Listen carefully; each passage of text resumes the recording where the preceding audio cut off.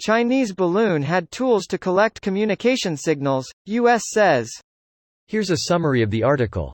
The Chinese Foreign Ministry said last Friday, after the Pentagon announced it had discovered the spy balloon hovering over Montana, that the balloon was a civilian machine from China mainly used for weather research, and that it had regrettably drifted off course.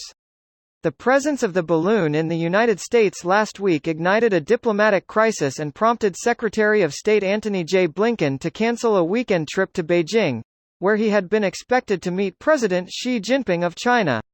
Mr. Blinken said the balloon had violated U.S. sovereignty and was an irresponsible act by China. After a U.S. fighter jet shot down the balloon on Saturday, the Chinese government said the United States had overreacted and violated international convention, and that China had the right to respond further. Continue reading the main story. The Chinese government also said the balloon belonged to China and should not be kept by the United States. The U.S. government says it has discovered instances of at least 5 Chinese spy balloons in American territory, 3 during the Trump administration and 2 during the Biden administration. It was not until after 2020 that officials closely examined the balloon incidents under a broader review of aerial phenomena and determined that they were part of the Chinese global balloon surveillance effort. This post received a score of 16,000, with an upvote ratio of 96%. Here are the top comments in response to this article. Here's the answer to why use balance. Not only that, but it had equipment to track communications. So maybe they were monitoring where telecommunications are concentrated? My thought is they're intercepting tight beam communications with our satellites. You can focus the communications the same way you focus a laser, so instead of transmitting far and wide to any receiver in range, the message is only receivable in very small corridors. We do that with satellites to make sure nobody else can intercept sensitive communications. To intercept tight beam transmissions, they'd need to be positioned directly between the satellite and the transmitter, which means inside U.S. airspace. Tight beams have a more practical side too. When all of your transmit power is moving in the same direction, it takes a lot less energy to send it and a lot less RF filter black magic to receive it. While the balloon was still in the air, American U-2 surveillance planes took images of it to determine its capabilities, the department said in a statement, adding that the balloon's equipment was clearly for intelligence surveillance and inconsistent with the equipment on board weather balloons. And X200B, so China fucking lied. Like usual, go figure. Fun reminder that the U-2 is still in service. These balloons probably added 20 more years onto the U-2 program.